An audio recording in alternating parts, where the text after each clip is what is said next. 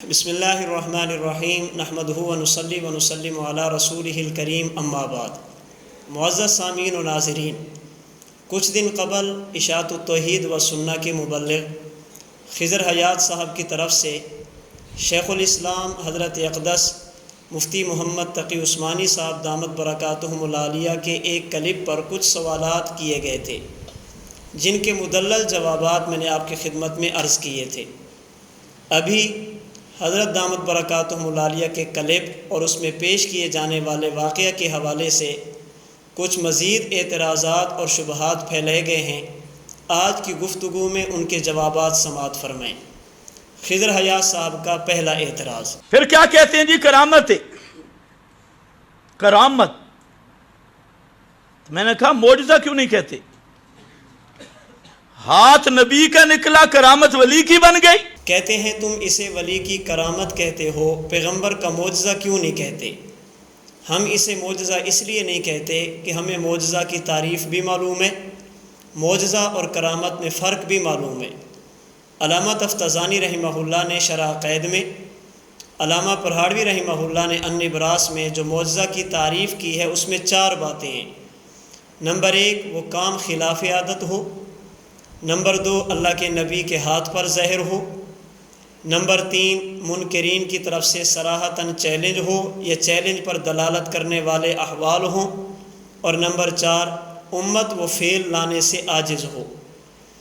اسے سمجھانے کے لیے آسان لفظوں میں کہا جاتا ہے، معجزہ نبی کے اعلان نبوت سے شروع ہوتا ہے اور دنیا والی وفات پر جا کر ختم ہو جاتا ہے۔ اگر کوئی کام خرق عادت ہو لیکن دعوی نبوت سے پہلے ہو، اسے ارہاس کہتے ہیں، معجزہ نہیں کہتے۔ اگرچہ ہاتھ اللہ کے نبی کا ہوتا ہے لیکن چونکہ دعوی نبوت نہیں کیا اس لیے اسے معجزہ نہیں کہتے۔ اسی طرح پیغمبر کی دنیا والی وفات کے بعد اگر کوئی کام خرق عادت پیش آ جائے اسے بھی معجزہ نہیں کہا جاتا۔ ہاں، کبھی کبھی خرق عادت کام پیش آ جائے اسے لغتاً اور مجازاً معجزہ کہہ دیا جاتا ہے، جیسا کہ ایک واقعہ پیش آیا 1932 میں۔ واقعہ صحابہ کرام رضی اللہ تعالی عنہم اجمعین کی قبروں کا ہے، ان کے جسموں کی منتقلی کا ہے۔ نقل کیا گیا تعلیم القرآن اگست 1964 کے شمارے میں اور اسے معجزہ کہا گیا۔ تو اب یہ معجزہ مجازاً اور لغتاً کہا گیا تو ہم اس واقعہ کو سید احمد رفاعی کبیر رحمہ اللہ کی کرامت کہتے ہیں، حضور صلی اللہ علیہ وسلم کا معجزہ نہیں کہتے۔ خضر حیات صاحب کا آپ دوسرا اعتراض سماعت فرمائیں۔ پیغمبر کے احوال جس چیز میں بیان کیے جائیں اسے حدیث کہتے ہیں، تاریخ کہتی ہیں۔ یہ بات کس کی ہے؟ پیغمبر کریم کی، کہ پیغمبر کریم نے ہاتھ مبارک باہر نکالا۔ کہتے ہیں جب اس واقعہ میں حالت رسول کا بیان ہے، آپ اسے حدیث کیوں نہیں کہتے؟ ہم اسے حدیث اس لیے نہیں کہتے کہ ہمیں حدیث کی تعریف کا بھی علم ہے۔ حدیث مبارک یا حدیث مرفوع منسوب الی الرسول کو کہا جاتا ہے اس وقت جب پیغمبر کی حیات ظاہری ہو، جب پیغمبر کی حیات تکلیفی ہو، جب پیغمبر کی حیات یہ دنیا والی حیات ہو۔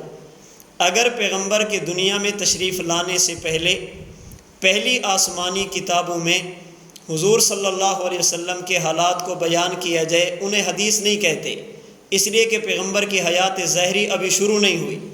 اسی طرح اگر پیغمبر کے انتقال پر ملال، وفات، حسرت آیات کے بعد قبر کے حالات کو بیان کیا جائے تو اسے بھی حدیث مرفوع نہیں کہا جاتا، اس لیے کہ اب حیات ظاہری نہیں ہے، حیات اخفا ہے، پوشیدہ حیات ہے۔ یہ دنیا والی حیات نہیں ہے بلکہ دنیا کی سی حیات ہے، جسے المہند علی المفند میں کہا گیا، حیاتہ صلی اللہ علیہ وسلم دنیاویت من غیر تکلیف۔ پیغمبر کی قبر مبارک کی حیات یہ حیات تکلیفی نہیں ہے، یہ حیات تلذذی ہے۔ اگر آپ کی بات مان لی جائے کہ اس میں حالت رسول کا بیان ہے تو اسے حدیث مرفوع کہنا چاہیے، تو جس میں پیغمبر کی حالت کا بیان ہو اسے حدیث مرفوع کہتے ہیں، جس میں صحابی کی حالت کا بیان ہو اسے حدیث موقوف کہتے ہیں۔ ایک واقعہ پیش آیا 1932 میں، حضرت حذیفہ یمانی رضی اللہ عنہ، حضرت جابر بن عبداللہ رضی اللہ تعالی عنہ ان کے جسموں کو ایک خواب کی بنیاد پہ ایک جگہ سے دوسری جگہ منتقل کیا گیا، جسے لاکھوں لوگوں نے اپنی آنکھوں سے دیکھا، اور تعلیم القرآن اگست 1964 کے شمارے میں ناقابل انکار صداقت کے عنوان سے اسے شائع بھی کیا گیا، اسے چھاپا بھی گیا۔ اب یہاں پر صحابہ کے حالات کو ذکر کیا جا رہا ہے۔ کیا آپ مطالبہ کریں گے کہ یہ حدیث ہے تو حدیث کی کون سی کتاب میں ہے؟ ہر عقل مند بندہ انسان آپ کو سمجھائے گا کہ مولانا یہ صحابہ کے حالات بیان ہو رہے ہیں دنیا سے تشریف لے جانے کے بعد، اور جب بندہ دنیا سے چلا جائے وہاں کے جو حالات پیش آ جائیں اس پر حدیث کا مطالبہ نہیں کیا جاتا۔ جس دور کا واقعہ ہو اسی دور کی بات کی جاتی ہے، اسی دور کے لوگوں کی بات پر اعتبار کیا جاتا ہے۔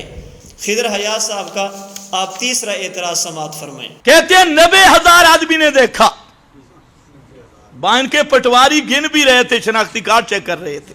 کہتے ہیں اس واقعہ کو دیکھنے والے 90,000 تھے، کیا تم نے شناختی کارڈ چیک کیے تھے؟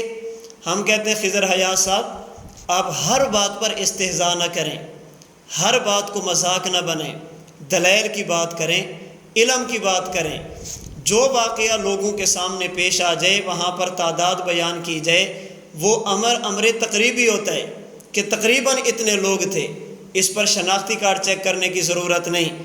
اگر آپ کی بات کو مان لیا جائے، کل کو کوئی بندہ کہے گا بدر میں 313 صحابہ تھے، کیا سب کے شناختی کارڈ چیک کیے گئے تھے؟ احد میں اتنے تھے، حنین میں اتنے تھے، تبوک میں اتنے تھے، حدیبیہ میں اتنے تھے، فتح مکہ میں 10,000 تھے، اور حجۃ الوداع کے موقع پر 1.25 لاکھ کے لگ بھگ تھے، کیا وہاں پر شناختی کارڈ چیک کیے گئے تھے؟ ہر بات کو استہزاء بنانا یہ عالم کی شان نہیں ہے، یہ امر تقریبی ہے، اندازے سے بات کی جاتی ہے۔ جیسے ریونڈ کا اجتماع ہو تو کہتے 5 لاکھ لوگ شریک تھے، اب وہاں پر شناختی کارڈ چیک نہیں ہوتے، اندازہ ہوتا ہے کہ یہ نماز کی جگہ ہے، اس میں اتنے لوگ آ جاتے ہیں، تو یہ اندازہ کیا جاتا ہے۔ یہاں پر بھی بات ایسی کی گئی ہے۔ اگر آپ کی بات مان لی جائے تو تعلیم القرآن اگست 1964 کے شمارہ میں جو لاکھوں لوگوں کا تذکرہ کیا گیا، کیا وہاں پر شناختی کارڈ چیک کیے گئے تھے؟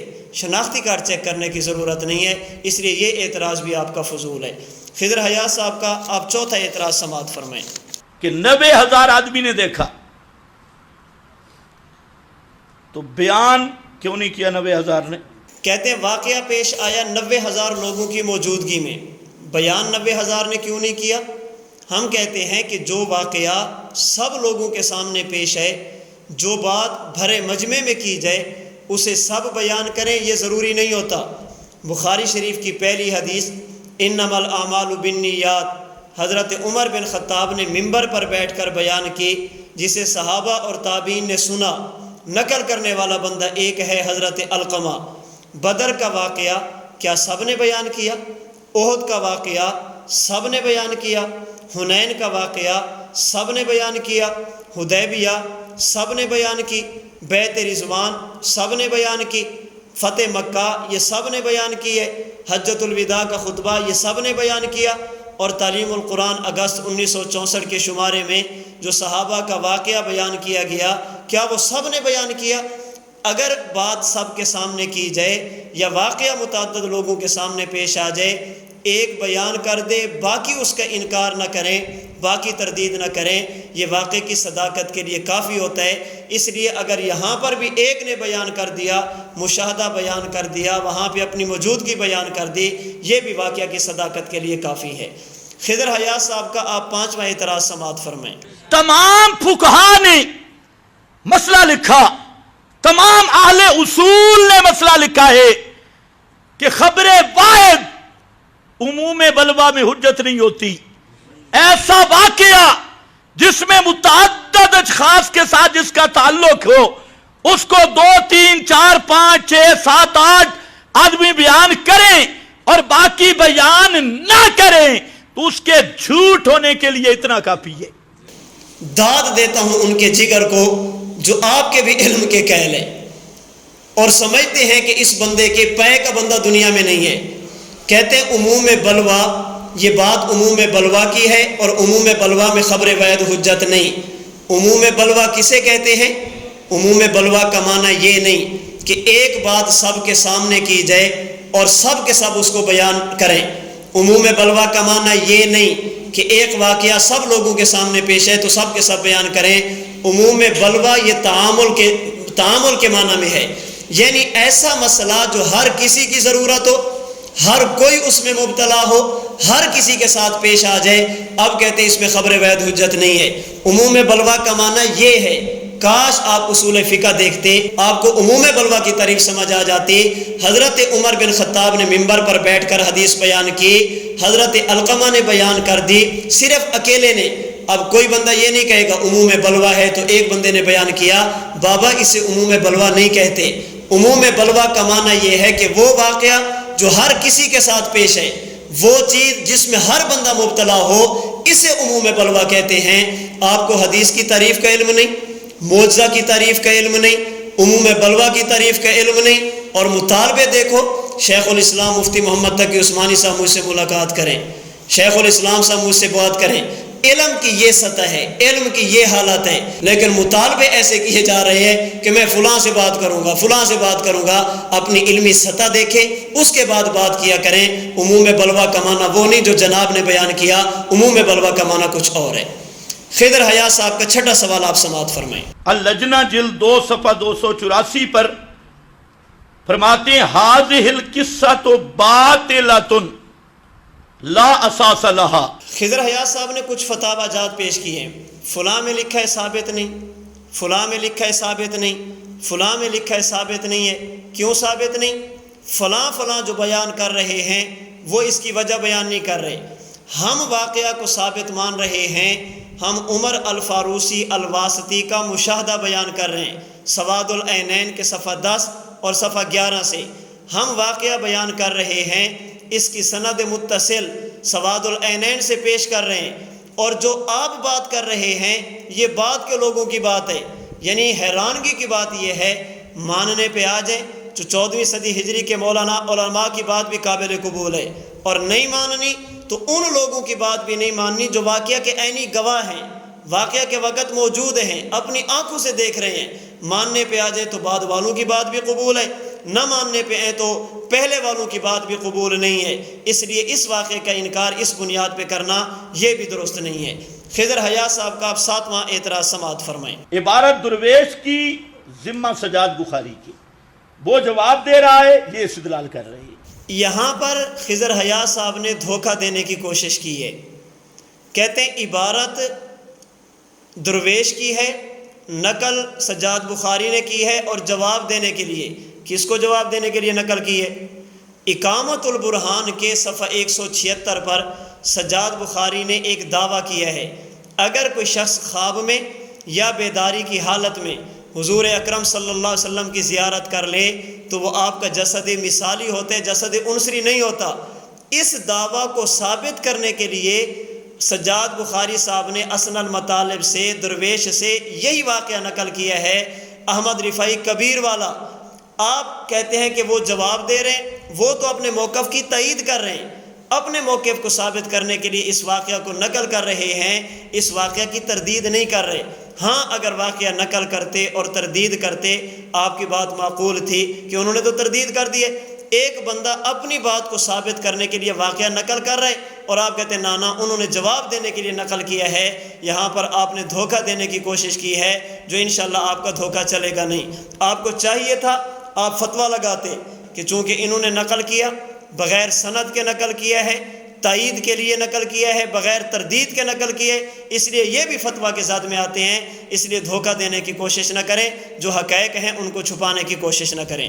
خضر حیات صاحب کا آپ 8واں اعتراض سماعت فرمائیں۔ اصل میں یہ اشعار ابن فارز کی، اور ابن فارز نے یہ اشعار سوربردی کی ملاقات مکہ میں کی، اور ان کے سامنے یہ اشعار پڑھے، لوگوں نے ان کو رفاعی کے ذمہ لگا دیا۔ خضر حیات صاحب مسئلہ یہ ہے کہ یہ واقعہ رفاعی کبیر پیش آیا یا نہیں، سید احمد رفاعی کبیر نے یہ اشعار پڑھے ہیں یا نہیں۔ ہم دلائل دے رہے ہیں کہ یہ واقعہ پیش آیا، سند موجود ہے، کتب موجود ہیں، اتصال موجود ہے، سید احمد رفاعی کبیر نے یہ اشعار پڑھے۔